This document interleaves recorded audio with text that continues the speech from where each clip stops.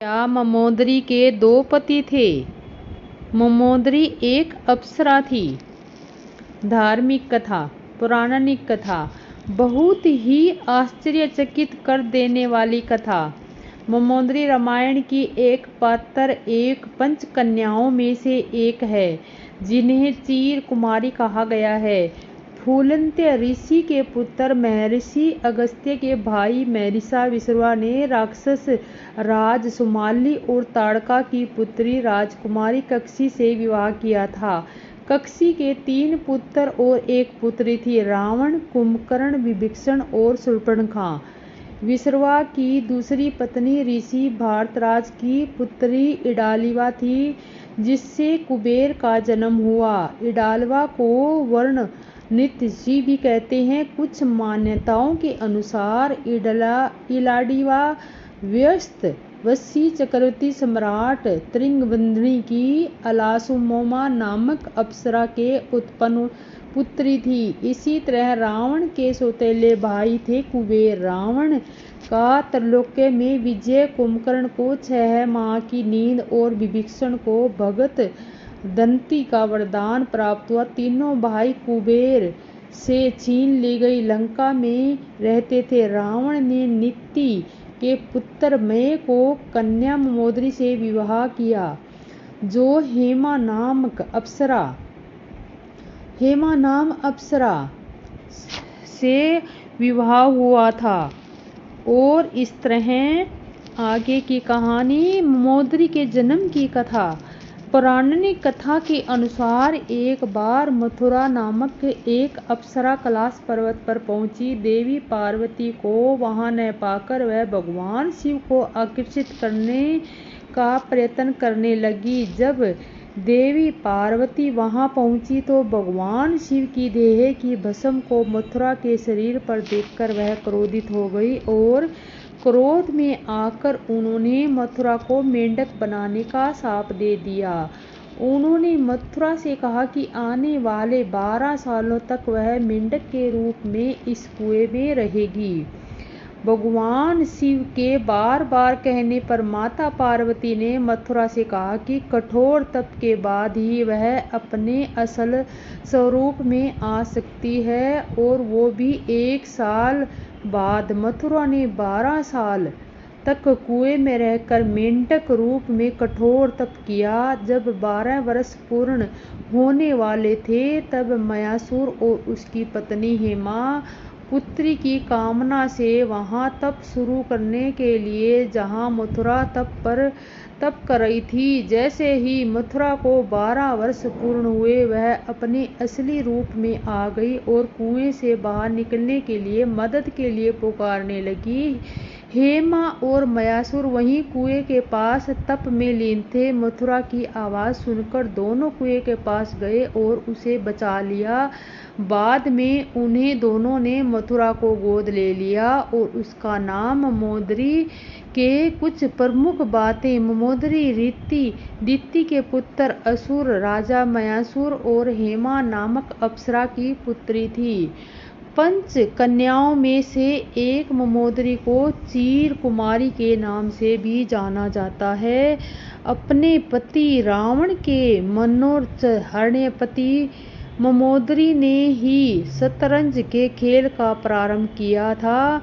ममोदरी से रावण को पुत्र मिले। अक्षय कुमार, मेघनाद और अतिकाय, महोदर, प्रहसद और विषुरास और भीष्म वीर को भी उनका पुत्र माना जाता है। एक कथा यह है कि रावण की मृत्यु एक खास बाण से हो सकती थी। इस बाण की जानकारी ममोदरी को थी। हनुमान जी ने ममोदरी से इस बाण का पता लगाकर चुरा लिया, जिससे राम को रावण का वध करने में सफलता मिली। सिंघल द्वीप की राजकन्या और एक मार्तिका का भी नाम ममोदरी था। हालांकि जनश्रुतियों के अनुसार ममोदरी मध्य प्रदेश के मंदसौर राज्य की राजकुमारी थी। वह भी माना जाता है कि ममोदरी राजस्थान के जोधपुर के निकट मंडोर की थी। यह भी कहते हैं कि भगवान शिव के के वरदान के कारण ही मंदोदरी का विवाह रावण से हुआ था। मंदोदरी ने भगवान शंकर से वरदान मांगा था कि उसका पति धरती पर सबसे विद्वान और शक्तिशाली हो। मंदोदरी भी विश्वेश्वर नाम मंदिर के भगवान शिव की आराधना की थी। यह मंदिर मेरठ के सदर इलाके में है, जहां रावण और मंदोदरी की मुलाकात हुई थी। रावण की कई रानियां थी, लेकिन लंका की रानी सिर्फ मंदोदरी को ही माना जाता है। क्यों किया मंदोदरी ने विभीषण से विवाह? मंदोदरी अपने पति द्वारा किए गए बुरे कार्यों की अच्छी तरह परिचित थी। वह हमेशा रावण को यही सलाह देती थी कि बुराई के मार्ग को त्याग कर सत्य की शरण में आ जाए, लेकिन अपनी ताकत पर घमंड करने वाले रावण ने कभी मंदोदरी की बात को गंभीरता से नहीं लिया। जब रावण सीता का हरण करके लाया था, तब भी मंदोदरी ने इसका विरोध कर सीता को पुनः राम को सौंपने को कहा था, लेकिन रावण ने मंदोदरी की एक नहीं सुनी और रावण का राम के साथ भयंकर युद्ध हुआ। ऐसा माना जाता है कि राम रावण के युद्ध एकमात्र विभीषण को छोड़कर उसके पूरे कुल का नाश हो गया था। रावण की मृत्यु के पश्चात रावण के कुल के विभीषण और कुल की कुछ महिलाएं ही जिंदा ही बची थी। कुल युद्ध के पश्चात मंदोदरी भी युद्ध भूमि पर आ गई और वहां अपने पति, पुत्रों और अन्य संबंधियों को शव देखकर अत्यंत दुखी हुई। फिर उन्होंने प्रभु श्री राम की ओर देखा और अलौकिक आभा से युक्त दिखाई दे रहे हैं। श्री राम ने लंका को सुखद भविष्य हेतु विभीषण को राजपाट सौंप दिया। अब अद्भुत रामायण के अनुसार विभीषण ने राज्याभिषेक के बाद प्रभु श्री राम से बहुत ही विनम्रता से मंदोदरी के समक्ष विभीषण से विवाह करने का प्रस्ताव रखा। साथ ही उन्होंने मंदोदरी को यह भी याद दिलाया कि वह अभी लंका की महारानी और अत्यंत बलशाली रावण की विधवा है। कहते हैं कि उस वक्त तो उन्होंने इस प्रस्ताव पर कोई उत्तर नहीं दिया। जब प्रभु श्री राम अपनी पत्नी सीता और भ्राता लक्ष्मण के साथ वापस अयोध्या लौट गए, तब पीछे से मंदोदरी ने खुद को महल में कैद कर लिया और बाहर की दुनिया से अपना संपर्क खत्म कर लिया था। कुछ समय बाद पुनः अपने महल से निकली और विभीषण से शादी करने के लिए तैयार हो गई। लेकिन मंदोदरी के बारे में इस बात पर विश्वास करना थोड़ा मुश्किल है, क्योंकि मंदोदरी एक सती स्त्री थी जो अपने पति के प्रति समर्पण का भाव रखती थी। ऐसे में मंदोदरी का विभीषण से शादी करना अपने आप में हरार देन करने वाला एक संकट है। क्या मंदोदरी के दो पति थे? हाँ, मंदोदरी के दो पति थे और रावण के मरने के बाद मंदोदरी ने विभीषण से शादी की थी और वो एक अप्सरा थी। श्री रामचंद्र जी ने सब बालकों को प्रेम के वंश जानकर यज्ञ भूमि के स्थानों की प्रेम पूर्वक प्रशंसा की। इससे बालक का उत्साह, आनंद और प्रेम और भी बढ़ गया, जिससे वे सब अपनी अपनी रुचि के अनुसार उन्हें बुला लेते हैं और प्रत्येक के बुलाने पर दोनों भाई प्रेम सहित उनके पास चले जाते हैं। कोमल, मधुर और मनोहर वचन कहकर श्री राम जी अपने छोटे भाई लक्ष्मण को यज्ञ भूमि की रचना दिखाते हैं, जिनकी आज्ञा पाकर माया लव निमेष पलक गिरने के चौथाई समय में ब्रह्मांडों के समूह रच डालती है। वहीं दीनों पर दया करने वाले श्री राम जी की भक्ति के कारण धनुष यज्ञशाला को चकित होकर आश्चर्य के साथ देख रहे हैं। इस प्रकार सब कौतुक विचित्र रचना देख कर वे गुरु के पास चले। देर हुई जानकर उनके मन में डर है, जिनके भय से डर को भी डर लगता है। वहीं प्रभु भजन का प्रभाव, जिसके कारण ऐसे महान प्रभु भी भय का नाटक करते हैं, दिखा रहे हैं। उनको कोमल, मधुर और सुंदर बातें कहकर बालकों को जबरदस्ती विदा किया। फिर भय प्रेम, विनय और बड़े संकोच के साथ दोनों भाई गुरु के चरण कमलों में सिर झुकाकर आज्ञा पाकर बैठे। रात्रि का प्रवेश होते ही संध्या के समय मुनि ने आज्ञा दी। तब सब ने संध्या वंदन किया और फिर प्राचीन कथाएं तथा इतिहास कहते कहते सुंदर रात्रि दोपहर बीत गई।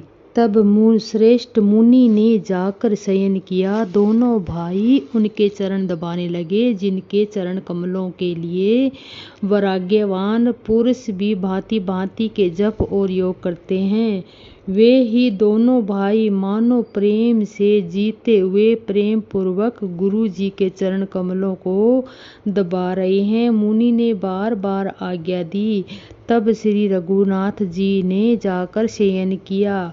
श्री राम जी के चरणों को हृदय से लगाकर भय और प्रेम सहित परम सुख का अनुभव करते हुए लक्ष्मण जी उनको दबा रहे हैं। प्रभु श्री रामचंद्र जी ने बार बार कहा, हे तात, अब तो सो जाओ।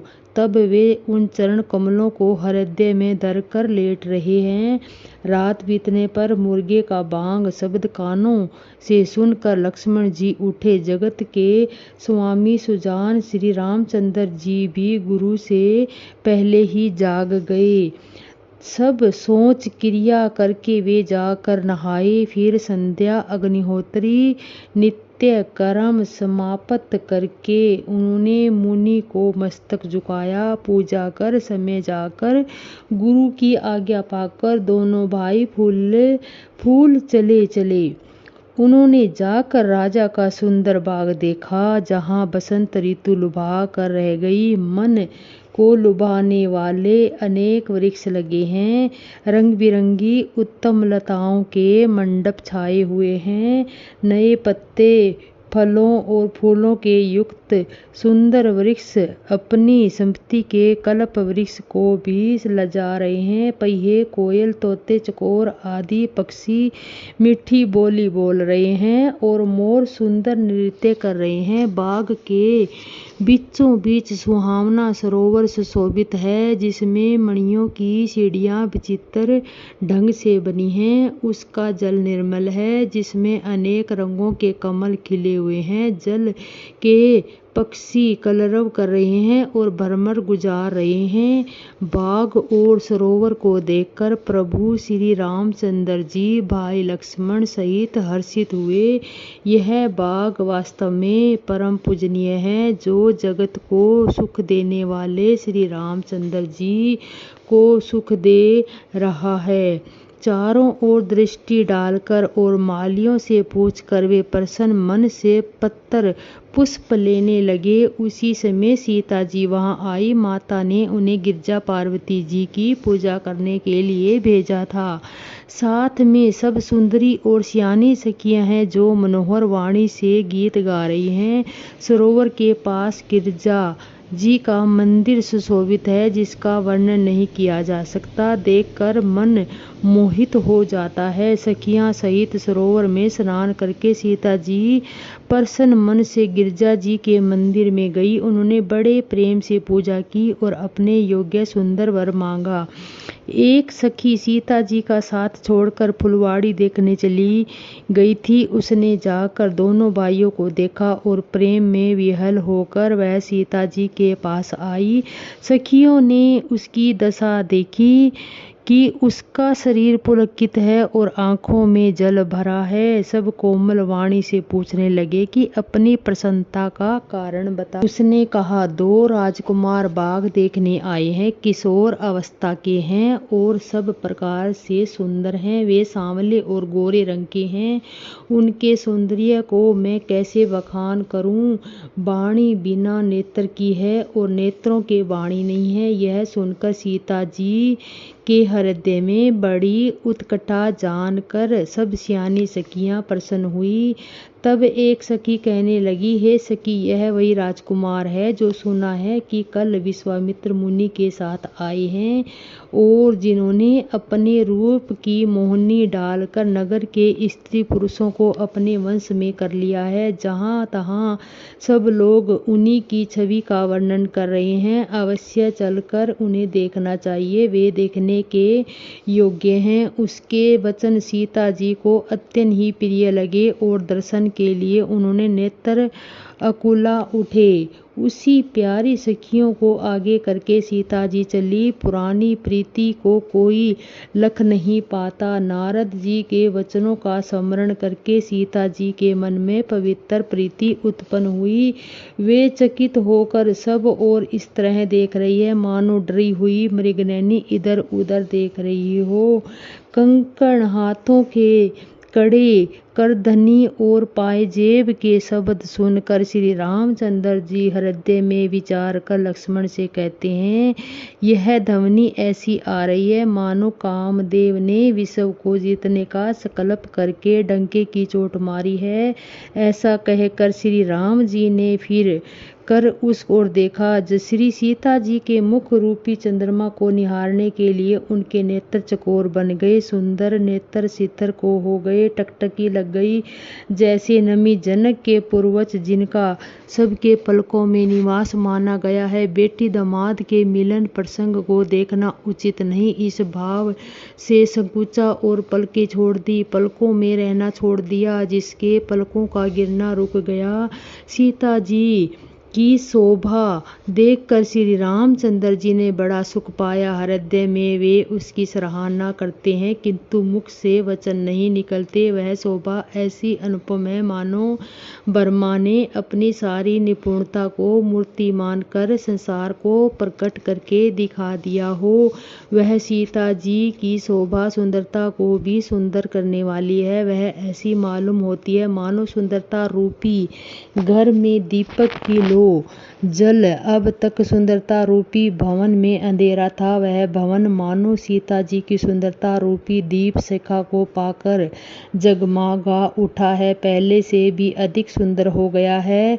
और सारी उपमाओं को भी कवियों ने जूठा कर रखा है। मैं जनक नंदिनी श्री सीता जी से किससे उपमा दूं? हृदय में सीता जी की शोभा का वर्णन करके और अपनी दशा को विचार कर प्रभु श्री रामचंद्र जी पवित्र मन से अपने छोटे भाई लक्ष्मण के समयानुकूल वचन बोले, हे तात, यह वही जनक जी की कन्या है जिसके लिए धनुष यज्ञ हो रहा है। सखियों, इसे गौरी पूजन के लिए लाई गई है। यह फुलवाड़ी में प्रकाश करती हुई फिर रही है, जिसकी अलौकिक सुंदरता देखकर स्वभाव से ही पवित्र मेरा मन शुद्ध हो गया है।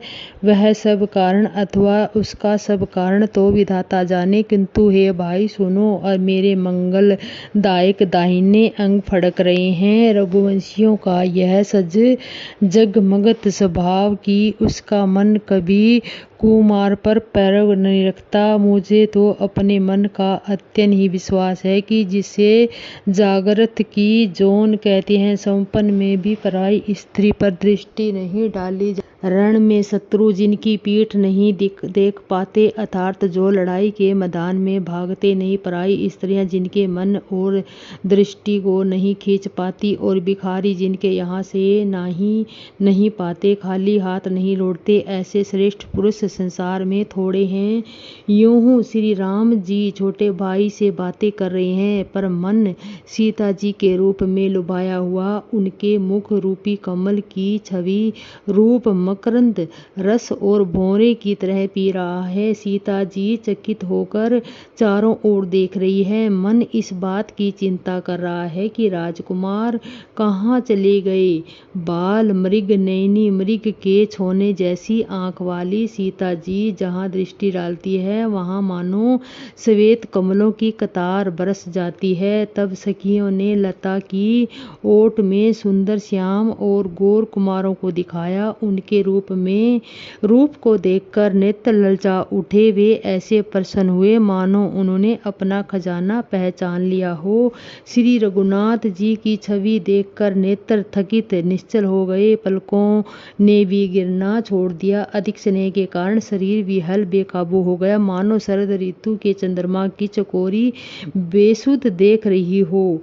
नेत्रों के रास्ते श्री राम जी को हृदय में लाकर चतुर शिरोमणि जानकी जी ने ने पलकों के किवाड़ लगा दिए अर्थात आंखें मूंदकर उनका ध्यान करने लगी। जब सखियों ने सीता जी को प्रेम के वश जाना तब वे मन में सुकचा गई, कुछ कह नहीं सकती थी। उसी समय दोनों भाई लता मंडप कुंज में प्रकट हुए, मानो दो निर्मल चंद्रमा बादलों से पर्दे को हटाकर निकले हों। दोनों सुंदर भाई शोभा की सीमा है। उनके शरीर पर आभा नीले और पीले कमल जैसे हैं, सिर पर सुंदर मोरपंख सुशोभित है, उनके बीचों बीच फूलों की कलियां के गुच्छे लगे हैं, माथे पर तिलक और पसीने की बूंदें शोभायमान है, कानों में सुंदर आभूषणों की छवि छाई है, टेढ़ी मोही और काले घुंघराले बाल है, नए नए लाल कमल के समान रत्नारे लाल नेत्र हैं, ठोड़ी नाक और गाल बड़े सुंदर हैं और हंसी की शोभा मन में मोह लेती है। मुख की छवि को मुझ से कहीं नहीं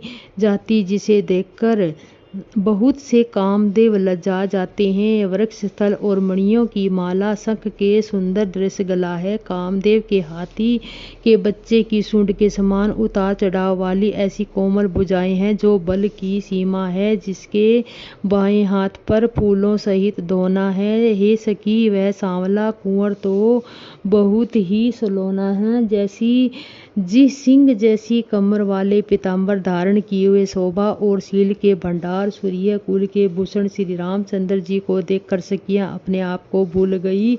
एक चतुर सखी धीरज धरकर हाथ पकड़कर सीता जी से बोली, गिरजा जी का ध्यान फिर कर लेना, इस बार राजकुमार को क्यों नहीं देख लेती।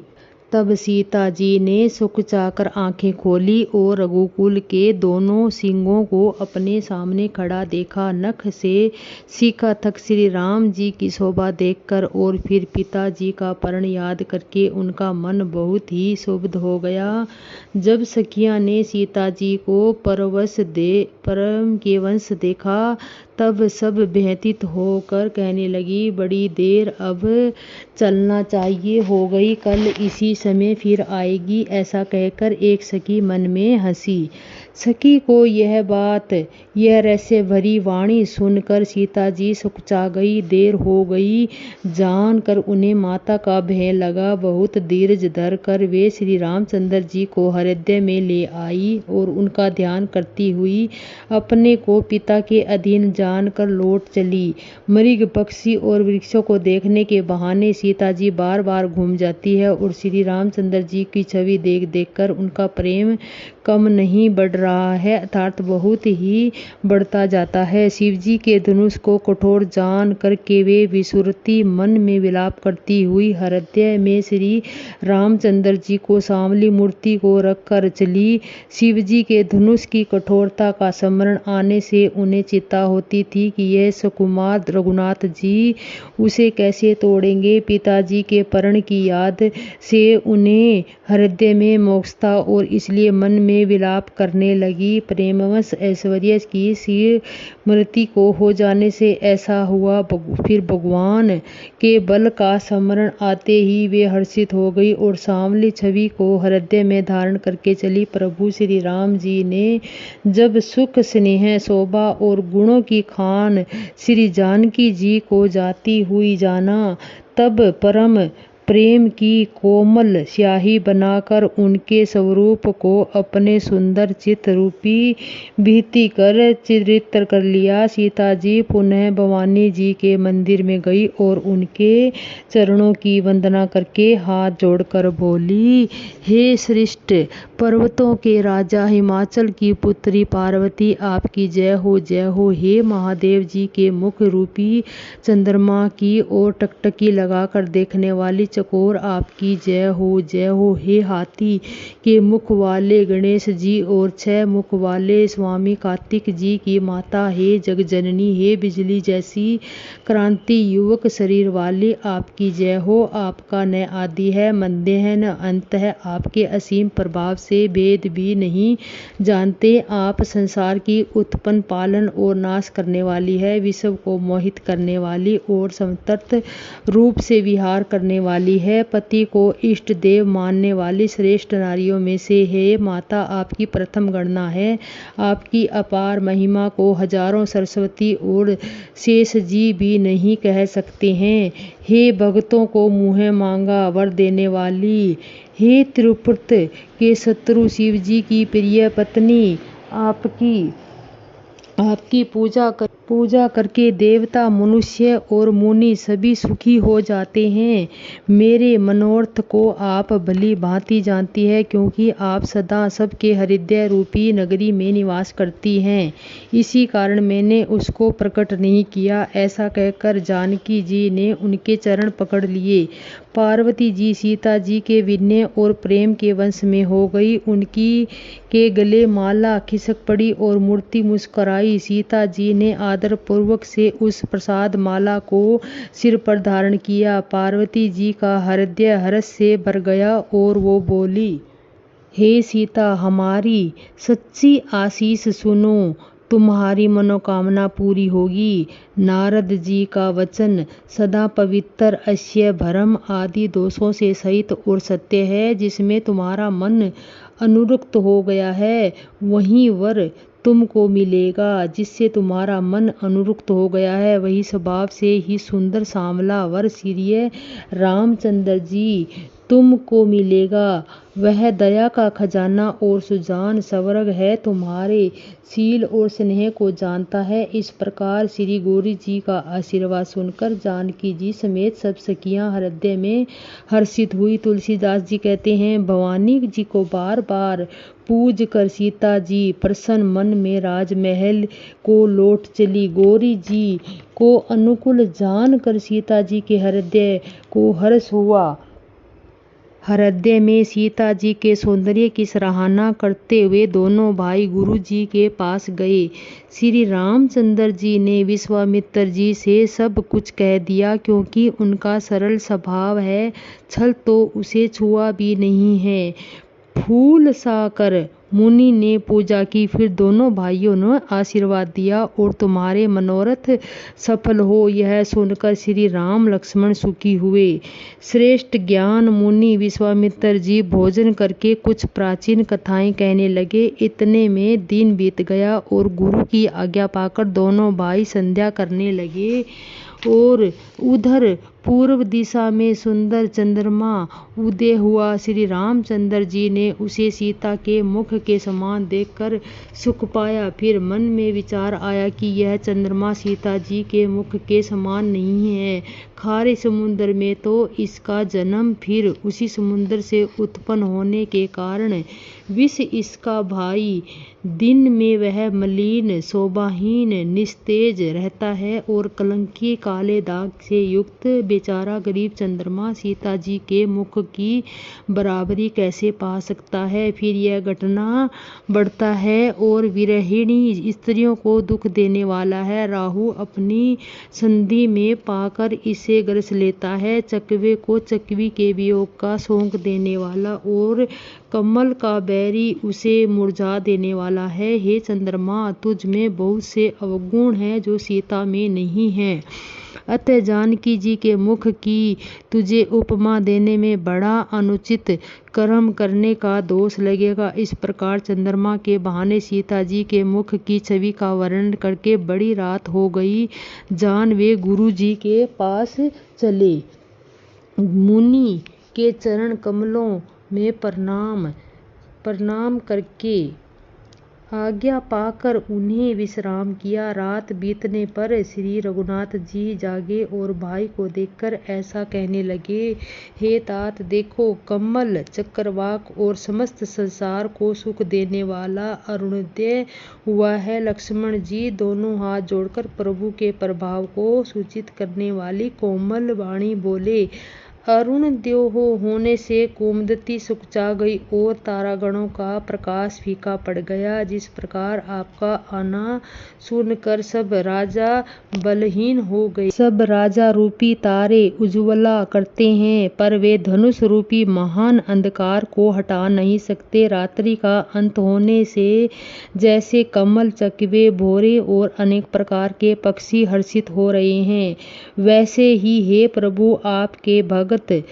धनुष टूटने पर सुखी होंगे। सूर्य उदय हुए बिना ही परिश्रम अंधकार नष्ट हो गया और तारे छिप गए। संसार में तेज का प्रकाश हो गया। हे रघुनाथ जी, सूर्य ने अपने उदय के बहाने सब राजाओं को प्रभु आपका प्रताप दिखाया है। आपकी भुजाओं के बल की महिमा को उद्घटित करके खोल कर दिखाने के लिए ही धनुष तोड़ने की यह प्रगति प्रकट हुई है।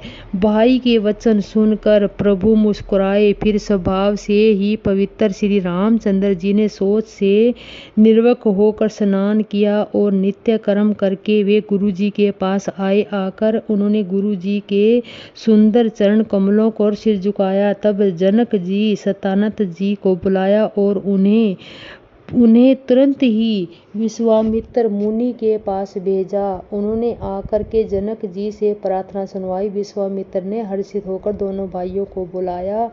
सतानंद जी के चरणों की वंदना करके प्रभु श्री राम जी गुरु जी के पास जा बैठे। तब मुनि ने कहा, हे तात चलो, जनक जी ने बुलाया है। लक्ष्मण चलकर सीता जी के स्वयंवर को देखना चाहिए। देखें ईश्वर किसके बढ़ाई देते हैं। लक्ष्मण जी ने कहा, हे नाथ, जिस पर आपकी कृपा होगी वही बढ़ाई का पात्र।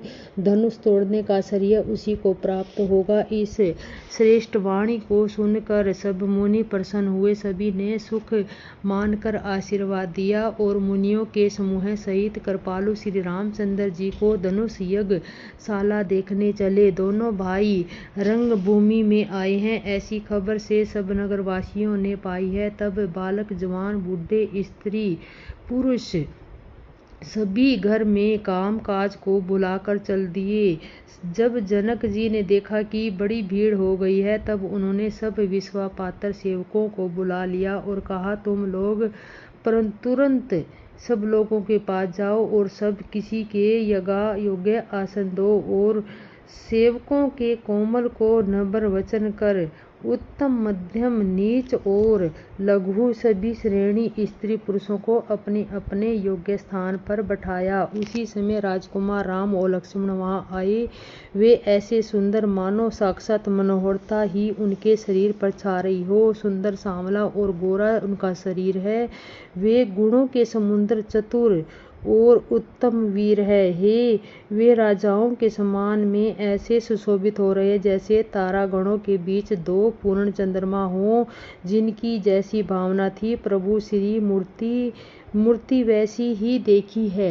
महान रणधीर श्री रामचंद्र जी के रूप को ऐसा देख रहे हैं मानो समीय वीर रस शरीर धारण किए हुए हो। कुटिल राजा प्रभु को देखकर डर गए, मानो बड़ी भयानक मूर्ति हो। छल से जो राक्षस वहां राजाओं के भेष में बैठे थे, उन्होंने प्रभु को प्रत्यक्ष काल के समान देखा। नगरवासियों ने दोनों भाइयों को मनुष्य के भूषण रूप के नेत्रों को सुख देने वाला देखा। स्त्रियां हृदय में हर्षित होकर अपनी अपनी रुचि के अनुसार उन्हें देख रही है, मानो श्रृंगार रस की परम अनुपम मूर्ति धारण किए सुशोभित हो रहा हो।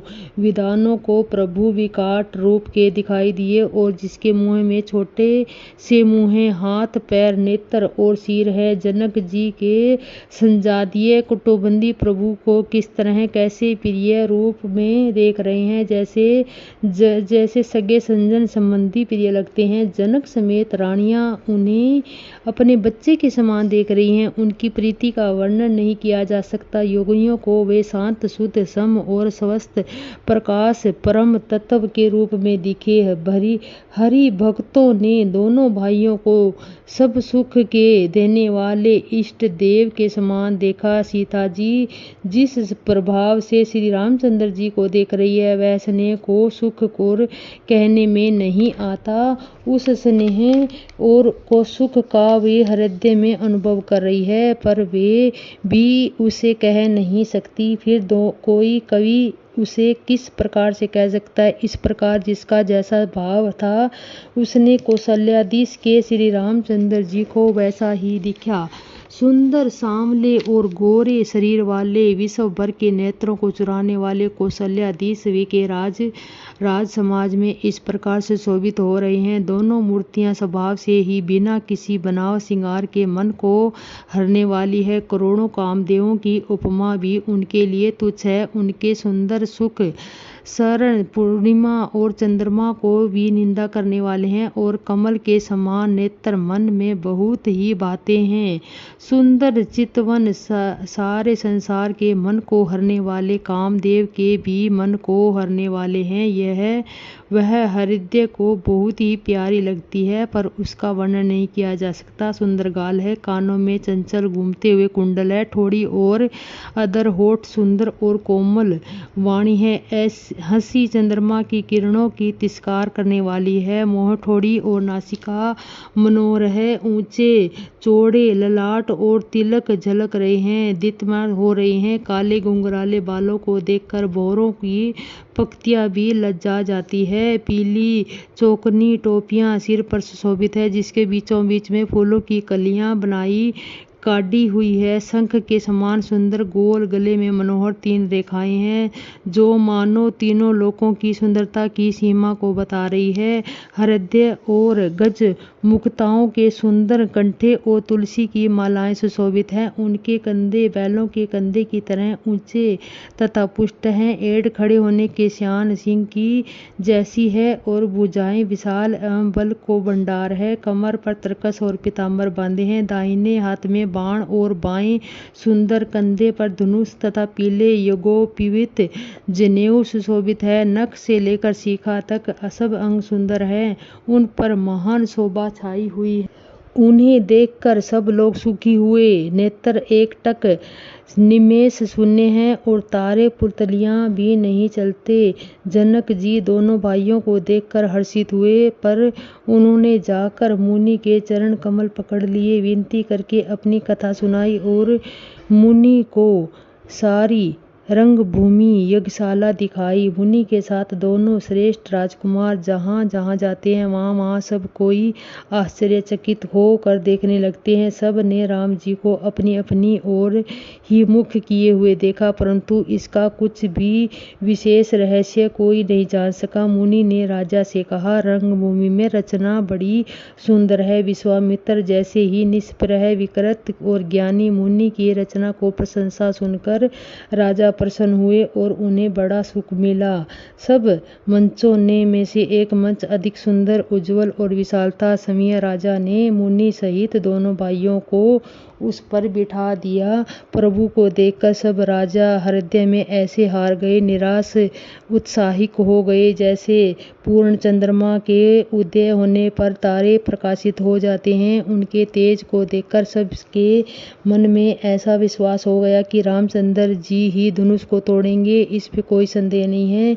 इधर उनके रूप को देखकर सबके मन में यह निश्चय हो गया है कि शिव जी के विशाल धनुष को जो संभव है वह टूट न सके। बिना तोड़ी भी सीता जी तो श्री रामचंद्र जी के गले में जयमाला डालेगी, अर्थात दोनों तरह से तो हमारी हार होगी और विजय रामचंद्र जी के हाथ रहेगी। यह सोचकर वे कहने लगे, हे भाई, ऐसा विचार कर यश प्रताप बल को तेज गवाकर अपने घर को चलो।